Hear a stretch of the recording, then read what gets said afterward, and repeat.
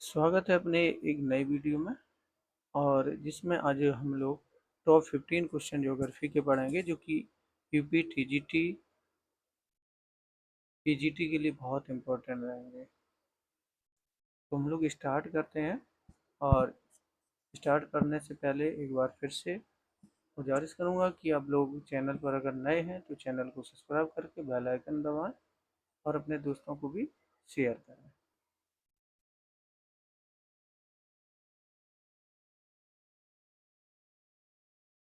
हमारा पहला प्रश्न है कि वर्तमान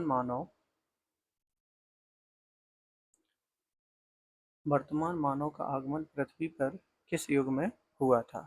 तो सबसे पहले अगर हम देखें कि वर्तमान मानव का जो आगमन हुआ था तो वो पृथ्वी पर हुआ था टर्सरी युग में। किसमें हुआ था? टर्सरी युग में, यानी इसका ऑप्शन नंबर हमारा फर्स्ट करेक्ट है।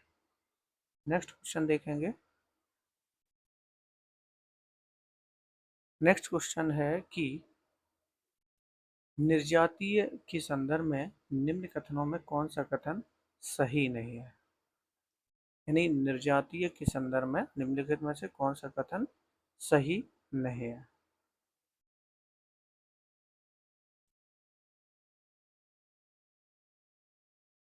जैसे कहा गया कि कोई अकेली विशेषता निर्जातीयता को इंगित नहीं करता। निर्जातीय क्षेत्रीय सांस्कृतिक विविधता का प्रमाण है। ये सभी सही है। भूभागी पृथक्करण निर्जातीय पहचान का एक सबल व पुष्टि का कारक लक्षण है। ये भी सही है। कोरियावासी कोरियाई में रहते हुए एक निर्जातीय वर्ग के रूप में पहचाने जाते, ये भी सही है। यानी इसमें पूछा कौन सा कथन सही नहीं है, तो ये पहला नंबर हमारा सही है।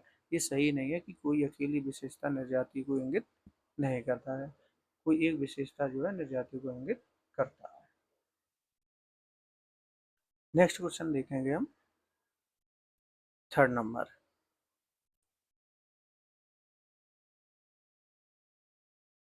नंबर क्वेश्चन है कि निम्नलिखित में से किसने केस रचना के आधार पर विश्व के यानी जो विश्व को 5 प्रजातियों में विभाजित किया है। तो किसने किया है? यानी विश्व की प्रजातियों को 5 प्रमुख वर्गों में विभाजित किया है। तो वो किया है टी हक्सले ने। किसने किया है? टी हक्सले ने। ऑप्शन नंबर सी करेक्ट है। नेक्स्ट क्वेश्चन देखेंगे। फोर्थ नंबर, निम्नलिखित में से किसने प्रजातियों के वर्गीकरण में त्वचा के रंग को एक मानक माना है। यानी त्वचा के रंग को एक मानक के रूप में माना है। तो इसका करेक्ट आंसर हमारा कौन सा करेक्ट हो जाएगा? तो वो महोदय हैं कुबियर। यानी कुबियर सॉरी यानी ऑप्शन नंबर कुबियर है। ऑप्शन नंबर ए जो है वो हमारा करेक्ट है। नेक्स्ट प्रश्न आता है कि निम्नलिखित मानकों में से कौन मानव प्रजाति के वर्गीकरण में प्रयुक्त नहीं है।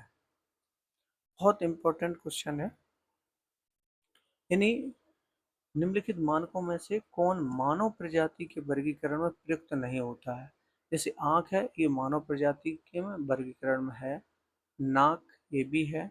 वाल केस ये भी है। कान जो है वो मानव प्रजाति के वर्गीकरण में नहीं आता। यानी आंख, नाक और बाल केस ये जो है इनसे प्रजातियों का वर्गीकरण होता है, लेकिन कानों से नहीं होता। इस वजह से इसका युक्त नहीं होता, तो वो कान है जिससे प्रजातियों का वर्गीकरण नहीं प्रयुक्त नहीं होता। Option number C correct. निम्नलिखित में से किसने प्रजाति उद्भव की गुण परिवर्तन प्रक्रिया का प्रतिपादन किया है। यानी किसने प्रजाति उद्भव की गुण परिवर्तन प्रक्रिया का प्रतिपादन किया है। तो हम ये किया है 4 ऑप्शनों में से डी ब्रीज ने। यानी ऑप्शन नंबर ए करेक्ट है। डी ब्रीज ने किया हुआ है। नेक्स्ट क्वेश्चन देखेंगे 7 नंबर क्वेश्चन है कि निम्न में से किसने प्रजातियों के उद्भवन की प्राकृतिक चयन प्रक्रिया का प्रतिपादन किया। यानी 7 नंबर है कि किसने प्रजातियों के उद्भवन की प्राकृतिक चयन प्रक्रिया का प्रतिपादन किया। तो इसका करेक्ट आंसर हमारा कौन सा हो जाएगा? Charles Darwin. यानी सी नंबर हमारा करेक्ट हो जाएगा, चार्ल्स डार्विन। 8 नंबर में देखें तो सबसे पहले कौन सी प्रजाति उत्पन्न हुई थी? बहुत इंपॉर्टेंट क्वेश्चन है। सबसे पहले कौन सी प्रजाति उत्पन्न हुई थी? तो इन 4 ऑप्शनों में ये बाद की प्रजाति है। सबसे पहली प्रजाति है निग्रिटो। निग्रिटो जो है, डी नंबर ऑप्शन करेक्ट हो गया। निग्रिटो सबसे पहली प्रजाति उत्पन्न हुई थी। 9 नंबर देखेंगे कि आदिम जनजाति निम्न में से किस प्रदेश के मूल निवासियों को कहते हैं? यानी एब्रोजिनियस जो ट्रिब्स है वो किस प्रदेश के मूल निवासियों को कहते हैं? तो वो हमारा करेक्ट इसका आंसर हो जाएगा ऑस्ट्रेलिया। यानी ऑस्ट्रेलिया जो है वो आदिम जनजाति के प्रदेश के मूल निवासी को कहते हैं ऑस्ट्रेलिया। ऑस्ट्रेलिया में जो है आदिम जनजाति। 10 नंबर देखेंगे कि निम्नलिखित में से किस प्रजातीय समूह की पहचान वह लक्षणों जैसे लहरदार बाल, भूरा से श्वेत त्वचा रंग एवं साधारण से ऊंचा कद से की जाती है? किससे की जाती है? तो इसका करेक्ट आंसर हमारा है कॉकसाइड से की जाती है। कॉकसाइड यानी ऑप्शन नंबर ई हमारा करेक्ट हो जाएगा, कॉकसाइड। ये जो है इससे प्रजाति समूह की पहचान होती है, कॉकसाइड।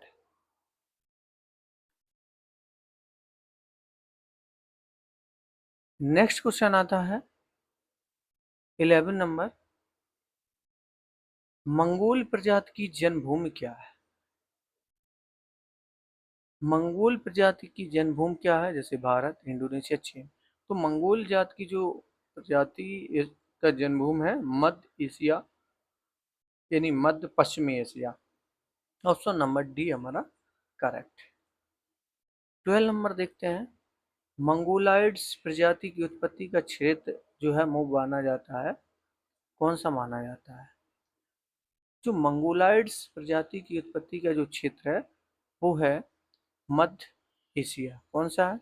मध्य एशिया। ऑप्शन नंबर बी हमारा करेक्ट हो जाएगा, मध्य एशिया।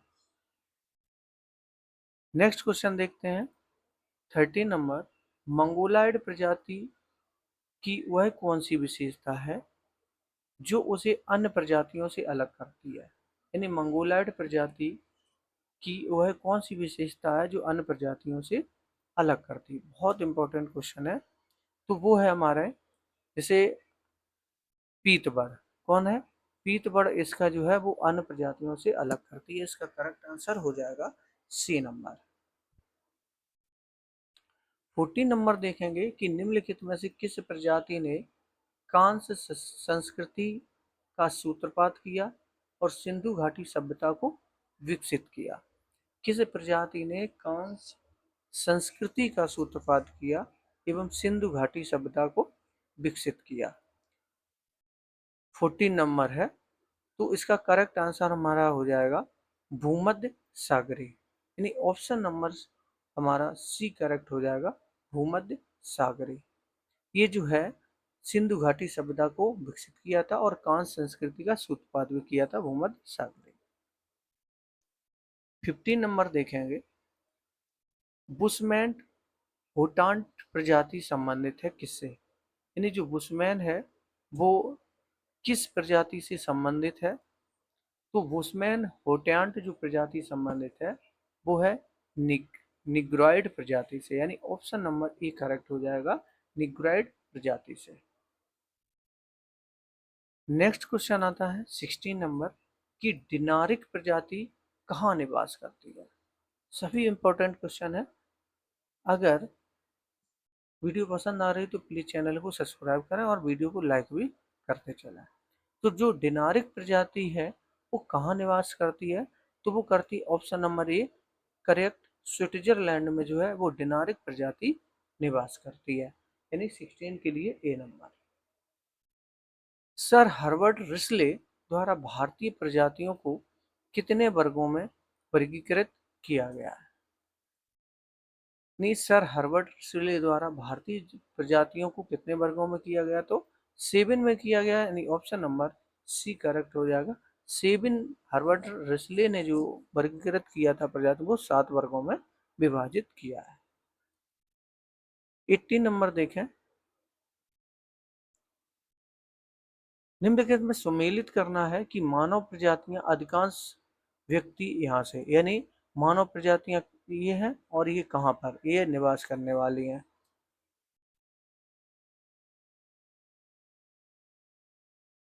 तो जैसे कि अगर हम मंगोल की बात करें तो यह दक्षिण कोरिया में रहती है। कहाँ पर पाई जाती है? दक्षिण कोरिया में।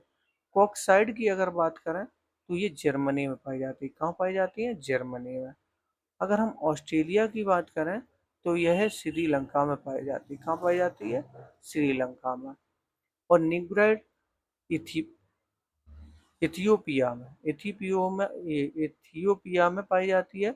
यानी इस प्रकार से अगर हम देखें तो ऑप्शन नंबर बी हमारा करेक्ट हो जाएगा। नेक्स्ट क्वेश्चन आता है 19 नंबर, मानव प्रजातियां या व्यक्तियों की विशेषताएं।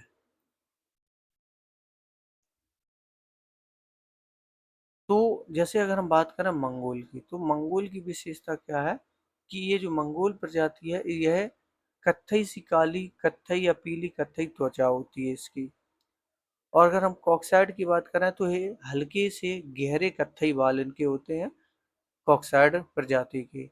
अगर हम निग्रोइड की बात करें तो यह इसमें होता है ब्लड ग्रुप बी और ए से अधिक होते हैं। तो इस प्रकार से अगर देखें तो ऑप्शन नंबर सी हमारा करेक्ट है। 20 क्वेश्चन नंबर देखेंगे कि एंग्लो अमेरिका के अंतर्गत आने वाले देशों में निम्न में से कौन सी मुख्य भाषाएं बोली जाती है। यानी एंग्लो अमेरिका के अंतर्गत आने वाली कौन सी भाषाएं बोली जाती हैं। तो ये सभी भाषाएं बोली जाती हैं, अंग्रेजी और स्पेनिश, अंग्रेजी और फ्रेंच, अंग्रेजी और पुर्तगाली। यानी अगर हम क्वेश्चन के अनुसार देखें तो ऑप्शन नंबर डी हमारा करेक्ट हो जाएगा। 21 क्वेश्चन नंबर देखेंगे, जनजातीय समूह की सबसे बड़ी संख्या जो है वो रहती है, जनजाति समूह की यानी सबसे बड़ी जो जनसंख्या है वो कहाँ रहती है। तो वो रहती है हमारी तंजानिया में। यानी ऑप्शन नंबर बी करेक्ट हो जाएगा। जनजाति समूह की सबसे बड़ी जो संख्या रहती है वो रहती है तंजानिया में।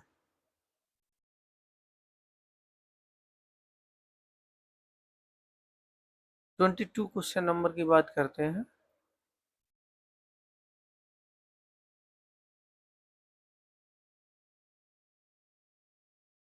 निम्नलिखित कथनों पर विचार कीजिए। जैसे प्राचीन शिकारी पशु संसाधनों की आपूर्ति और पैदावार के बीच संतुलन बनाए रखते हैं, ये बात सत्य है। आधुनिक शिकारियों ने पर्यावरण को गंभीर रूप से नुकसान पहुंचाया है, ये भी सही है।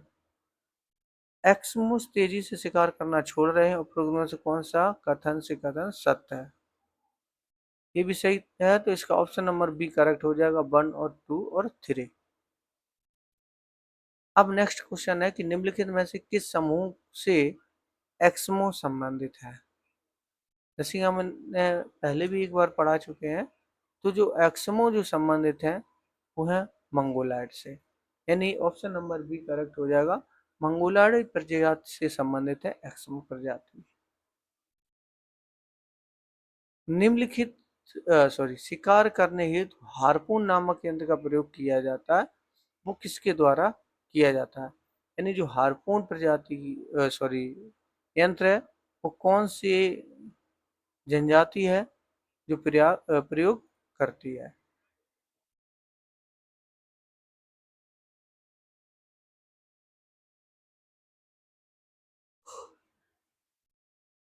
इसका ऑप्शन नंबर हो जाएगा बी नंबर, जो एक्समो है वो हार्पून प्रजाति का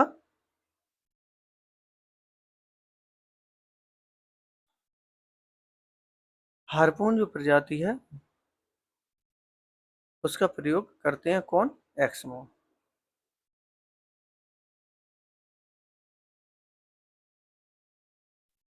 25 नंबर देखेंगे हम।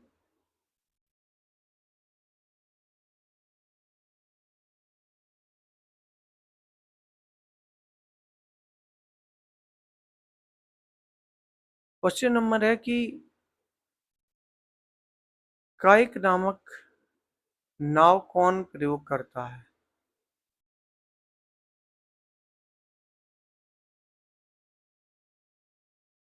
यानी कायक नामक जो नामक है वो कौन सी प्रजाति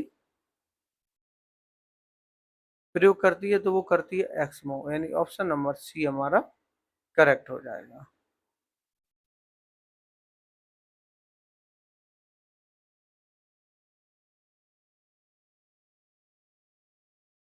एक्समो के घर को हम लोग क्या कहते हैं?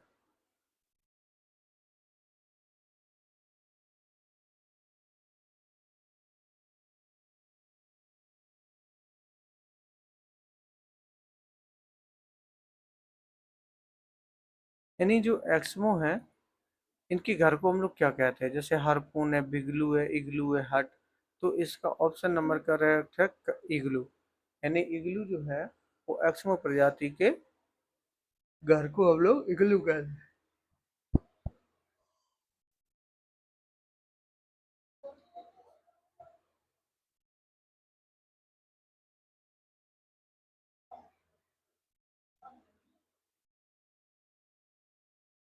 चलिए नेक्स्ट क्वेश्चन देखेंगे।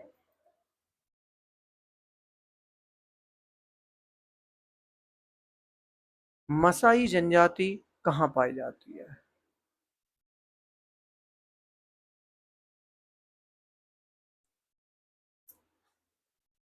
मसाई जनजाति कहाँ पाई जाती है? इसमें चार ऑप्शन है, इसका करेक्ट आंसर है ए नंबर अफ्रीका, यानी option number A correct. Africa में मसाई जनजाति पाई जाती है।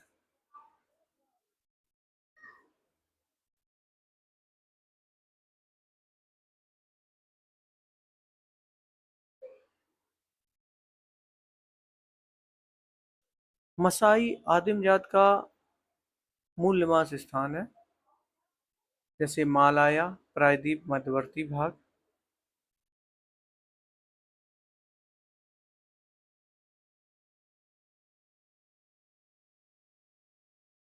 यानी जो मसाई आदिम जात का जो मूल निवास स्थान है वो है पूर्वी अफ्रीका का सवाना घास क्षेत्र।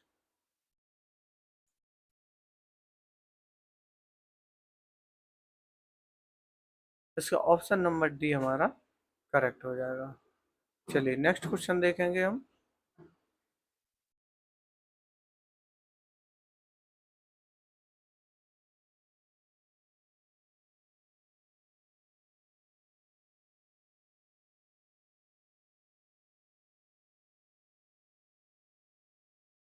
निम्नलिखित में से कौन सा युग्म सुमेलित है?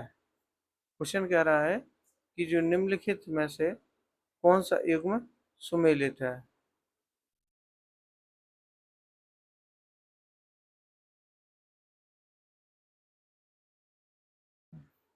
जैसे कि बताया गया कि सैमसंग कांगो। तो जो मसाई जनजाति है वो पूर्वी अफ्रीका में पाई जाती है। ऑप्शन नंबर बी हमारा करेक्ट है।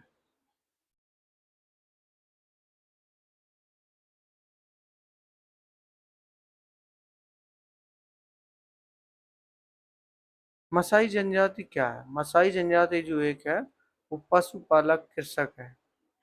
कौन सी है? पशुपालक कृषक के रूप में ये जानी जाती है।